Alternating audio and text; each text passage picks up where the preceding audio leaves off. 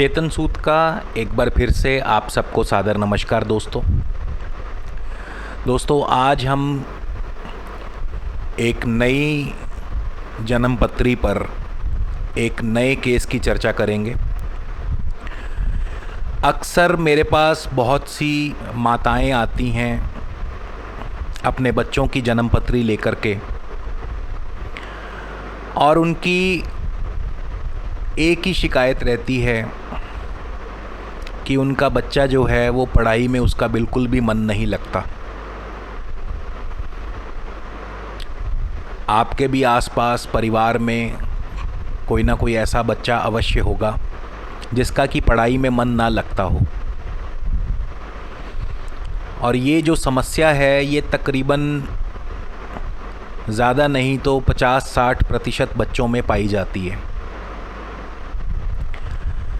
तो आइए आज इसी राज को जानने की कोशिश करते हैं कि क्यों बच्चों का मन पढ़ाई में नहीं लगता, या क्यों बार बार उन्हें पढ़ाई में बाधाएं आती हैं, कठिनाइयां आती हैं। ऐसे कौन से ज्योतिषीय कारण हैं कि जिसकी वजह से बच्चों का मन पढ़ाई में नहीं लगता। तो ये जो जन्मपत्री मेरे पास आई, ये जुलाई 2009 में मेरे पास ये जन्मपत्री आई थी। 17 जुलाई 1995 का इस बालक का जन्म है। शाम 5:43, जन्म स्थान चंडीगढ़। सबसे पहले हम ज्योतिषीय नियम को जानेंगे। तो मेरे पास जो प्रश्न आया वो यही था कि मेरा बेटा पढ़ाई में मन नहीं लगा पाता, इसके स्कूल ग्रेड बहुत पुअर हैं, ऐसा क्यों, क्या ये भविष्य में चल कर के अपनी पढ़ाई पूरी कर पाएगा। तो इसके लिए जो ज्योतिष के नियम हैं, जो कृष्णामूर्ति पद्धति का जो नियम है वो ये कि यदि चतुर्थ, नवम और एकादश भाव के उपनक्षत्र स्वामी किसी भी प्रकार से चतुर्थ, नवम और एकादश भाव को सिग्निफाई करते हों, यानी इन भावों से किसी भी तरह का संबंध बना रहे हों, और मगर साथ ही तृतीय, पंचम, अष्टम और द्वादश भाव से किसी भी प्रकार का संबंध न बनाते हों, तो ऐसे में जातक जो है अपनी पढ़ाई ज़रूर पूरी करता है और अच्छे ग्रेड्स के साथ बिना किसी रुकावट के पूरी करता है। तो आइए कोशिश करते हैं इस जन्मपत्री में जानने की कि ये नियम कहाँ तक सही साबित हो रहा है।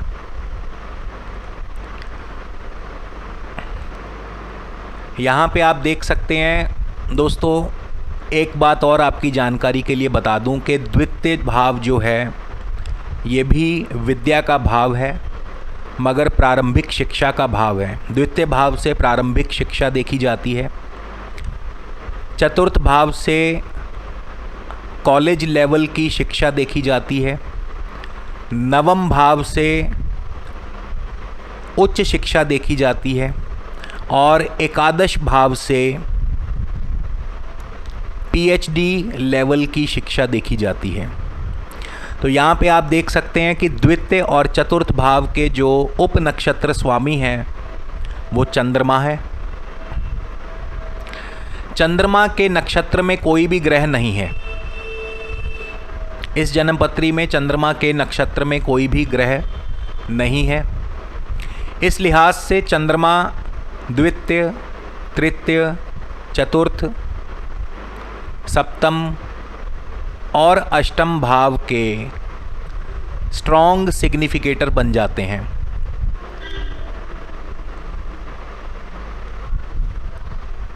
द्वितीय और चतुर्थ भाव का सिग्निफिकेट करना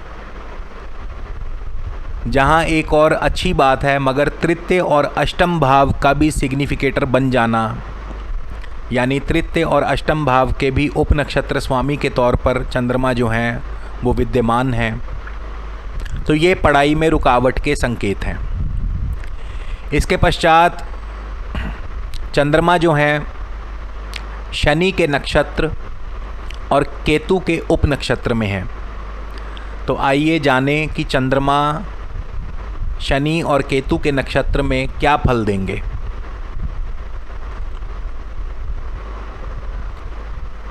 आप देख सकते हैं कि इस जन्म पत्री में चंद्रमा स्वयं तृतीय भाव में विराजमान है और अष्टम के स्वामी हैं। तो ये दोनों ही भाव जो हैं विद्या के विपरीत हैं, विद्या में रुकावट डालने वाले हैं। चंद्रमा शनि के नक्षत्र में है, शनि भी तृतीय भाव में है, द्वितीय भाव के स्वामी होकर के। तो एक बार फिर से तृतीय भाव विद्या का विपरीत भाव है, क्योंकि चौथे भाव से ये 12वां भाव पड़ता है, तो विद्या का विपरीत भाव है। चंद्रमा केतु के उप नक्षत्र में है, केतु चतुर्थ भाव में है। तो यहाँ पे केतु जो हैं वो विद्या के लिए अनुकूल हैं। आगे केतु जो हैं आप देख सकते हैं लगन कुंडली में केतु मंगल की राशि में है और मंगल से ही दृष्ट हैं। मंगल केतु के ऊपर दृष्टि डाल रहा है। इसके अलावा अन्य किसी भी ग्रह की केतु के ऊपर कोई दृष्टि नहीं है। तो चूंकि केतु मंगल की राशि में है और मंगल से दृष्ट हैं, तो यहाँ पे आप देखिए मंगल नवम भाव में है। नवम भाव भी दोस्तों उच्च शिक्षा का माना गया है, मगर साथ ही मंगल पंचम भाव और द्वादश भाव के भी स्वामी बन रहे हैं। तो कुल मिलाकर के चंद्रमा जो द्वितीय और चतुर्थ भाव के उप नक्षत्र स्वामी है, 2, 3, 4, 7, 8, नवम, पंचम और द्वादश, इन भावों को सिग्निफाई कर रहे हैं, जिसमें से द्वितीय भाव, चतुर्थ भाव और नवम भाव तो शिक्षा के लिए अनुकूल भाव माने गए हैं, मगर तृतीय, पंचम और अष्टम और द्वादश भाव शिक्षा के लिए अनुकूल भाव नहीं है। तो इसका सीधा साधा अर्थ ये होता है कि ऐसे बालक को शिक्षा प्राप्त करने में कठिनाई आएगी, मुसीबतें आएंगी, बाधाएं आएंगी, उसका शिक्षा में मन नहीं लगेगा, मगर फिर भी जैसे तैसे करके वो ग्रेजुएशन तक की शिक्षा जो है, कॉलेज लेवल तक की शिक्षा जो है कंप्लीट कर लेगा। अब उच्च शिक्षा के लिए नवम भाव देखा जाता है। तो नवम भाव के उप नक्षत्र स्वामी जो हैं आप यहाँ देख सकते हैं, नवम भाव के उप नक्षत्र स्वामी राहु हैं। तो आइए सबसे पहले राहु अपने स्वयं के नक्षत्र में ही विराजमान है, शुक्र की राशि में है। राहु स्वयं अपने नक्षत्र और अपने ही उप नक्षत्र में है। तो राहु का इस जन्मपत्री पर जो प्रभाव रहेगा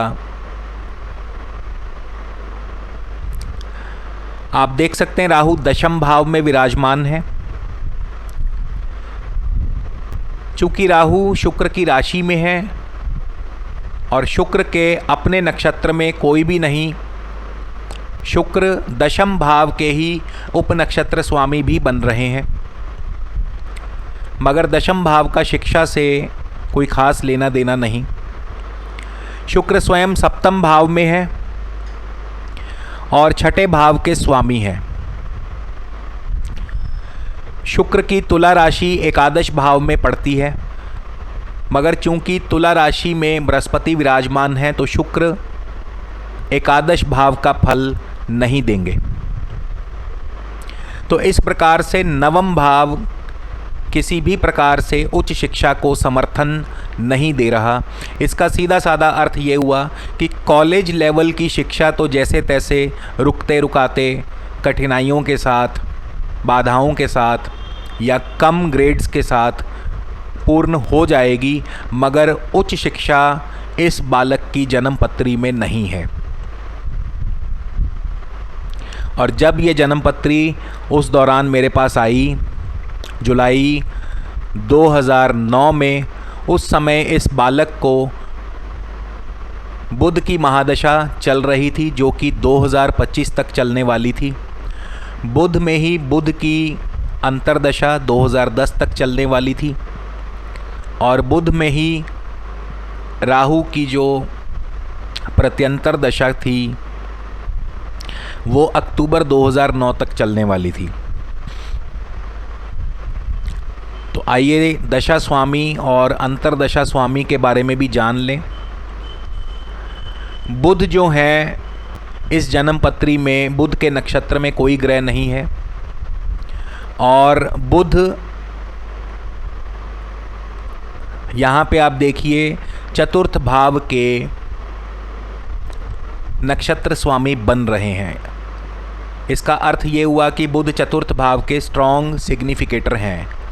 तो एक बात तो तय हो गई कि जब तक बुध की दशा चलेगी, चूँकि चतुर्थ भाव जैसा कि मैंने बताया कॉलेज लेवल की एजुकेशन देता है, तो कॉलेज लेवल की एजुकेशन तो अवश्य पूर्ण होगी। बुध आगे राहु के ही नक्षत्र और चंद्रमा के उप नक्षत्र में है।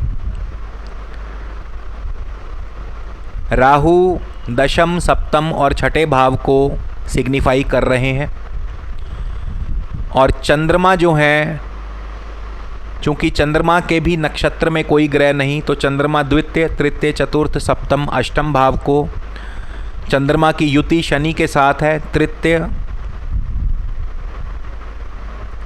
आप देख सकते हैं चंद्रमा की युति शनि के साथ है, और शनि तृतीय और द्वितीय भाव को, चंद्रमा के ऊपर मंगल की दृष्टि है। लगन कुंडली में आप देखिए कि चंद्रमा के ऊपर मंगल की दृष्टि है और बृहस्पति की भी दृष्टि है। और मंगल जो है इस जन्मपत्री में नवम भाव का, पंचम भाव और अष्टम भाव का फल देंगे, साथ ही सप्तम भाव का फल देंगे। इसी प्रकार बृहस्पति जो हैं वो एकादश भाव में है, तो एकादश भाव और लग्न भाव का बृहस्पति फल देंगे। क्योंकि बृहस्पति की दूसरी राशि में केतु विराजमान है, तो बृहस्पति चौथे भाव का फल नहीं देंगे। कुल मिलाकर इस जन्मपत्री में एक बात बिल्कुल साफ हो जाती है, दशा भुक्ति अंतरा से भी ये बात बिल्कुल स्पष्ट हो गई कि कॉलेज लेवल की एजुकेशन पूर्ण होगी, मगर रुकावट के साथ। जो उच्च शिक्षा है, हायर लेवल की जो एजुकेशन है, वो इस जन्मपत्री में नहीं है। किसी भी प्रकार से नवम भाव हायर एजुकेशन को समर्थन नहीं दे रहा। और दोस्तों, चूँकि ये परिवार अब तक मेरे संपर्क में है और आज 2017 चल रहा है, तो अभी हाल ही में मुझे इनसे जानकारी मिली कि इनके बेटे ने जैसे तैसे भी ग्रेजुएशन कंप्लीट कर ली, मगर आगे के लिए उसका पढ़ाई में बिल्कुल कोई मन नहीं है। तो ये कृष्णामूर्ति पद्धति की भव्यता, कृष्णामूर्ति पद्धति की सुंदरता, रचनात्मकता, कि कृष्णामूर्ति पद्धति के द्वारा चाहे वो जन्मपत्री हो या प्रश्न कुंडली हो, किसी भी प्रकार के प्रश्न का उत्तर जो है बिल्कुल सही और सटीकता से प्राप्त किया जाता है। तो यदि आपको मेरा ये वीडियो पसंद आए तो कृपया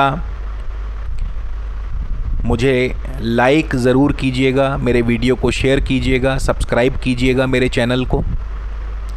यदि आप भी अपनी जन्मपत्री पर किसी भी प्रकार का परामर्श मुझसे लेना चाहते हैं तो मेरी वेबसाइट है skyspeaks.in। मेरी वेबसाइट के जो एड्रेस है वो प्रत्येक वीडियो के डिस्क्रिप्शन में दिया रहता है। इसके अलावा प्रत्येक वीडियो के शुरुआत और अंत में भी मेरी वेबसाइट का उल्लेख दिया रहता है। आप मुझसे मेरी वेबसाइट के ज़रिए परामर्श ले सकते हैं, मुझसे संपर्क कर सकते हैं। आगे चल कर के इसी तरह और भी केस स्टडीज़ के साथ आपके साथ रूबरू होता रहूँगा। इसी के साथ प्रभु से प्रार्थना करता हूँ कि आप सब पर प्रभु की कृपा दृष्टि बनी रहे। तब तक के लिए नमस्कार, धन्यवाद दोस्तों।